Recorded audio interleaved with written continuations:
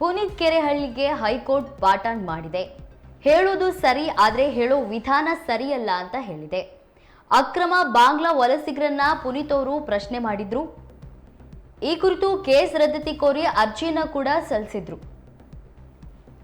Reels, Facebook ಪೋಸ್ಟ್ಗಾಗಿ ಪ್ರಶ್ನೆ ಮಾಡೋದು ಬೇಡ ಅಂತ ಹೈಕೋರ್ಟ್ ಪುನೀತ್ ಅವರಿಗೆ ಹೇಳಿರುವಂಥದ್ದು. ಬಾಕಿ ಕೇಸ್ ಬಗ್ಗೆ ಫೇಸ್ಬುಕ್ ಪೋಸ್ಟ್ ಮಾಡದಂತೆ ಸೂಚನೆಯನ್ನ ನೀಡಿದೆ. ಪುನೀತ್ ಕೆರೆಹಳ್ಳಿಗೆ ಹೈಕೋರ್ಟ್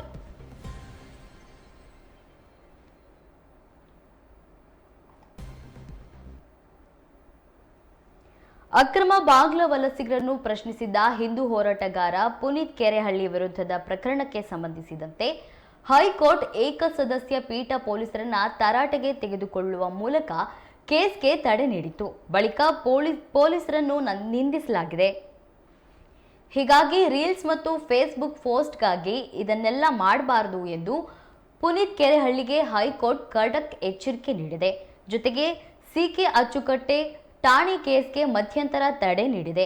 ಅಕ್ರಮ ಬಾಂಗ್ಲಾ ವಲಸಿಗರನ್ನ ಪ್ರಶ್ನಿಸಿದ್ದಕ್ಕೆ ಸಂಬಂಧ ಬೆಂಗಳೂರಿನ ಚೆನ್ನಮ್ಮನ ಕೆರೆ ಅಚ್ಚುಕಟ್ಟು ಠಾಣೆಯಲ್ಲಿ ದಾಖಲಾಗಿದ್ದ ಪ್ರಕರಣ ರದ್ದತಿ ಕೋರಿ ಪುನೀತ್ ಕೆರೆಹಳ್ಳಿ ಸಲ್ಲಿಸಿದ್ದ ಅರ್ಜಿಯನ್ನು ನ್ಯಾಯಮೂರ್ತಿ ಎಂ ನಾಗಪ್ರಸನ್ನ ಅವರಿಂದ ಏಕಸದಸ್ಯ ಪೀಠ ವಿಚಾರಣೆ ಮಾಡಿದೆ.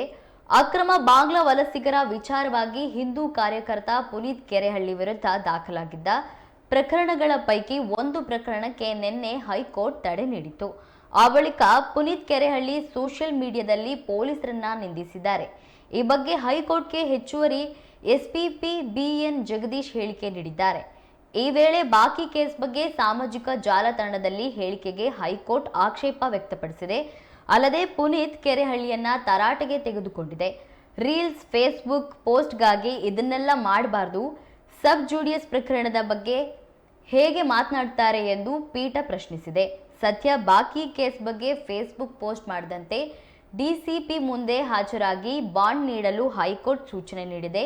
ಅಕ್ರಮ ವಲಸಿಗರ ಬಗ್ಗೆ ಹೇಳುವುದು ತಪ್ಪೆನ್ನುತ್ತಿಲ್ಲ, ಆದರೆ ಹೇಳುವ ವಿಧಾನ ಸರಿಯಿಲ್ಲವೆಂದು ಹೈಕೋರ್ಟ್ ಅಭಿಪ್ರಾಯಪಟ್ಟಿದೆ.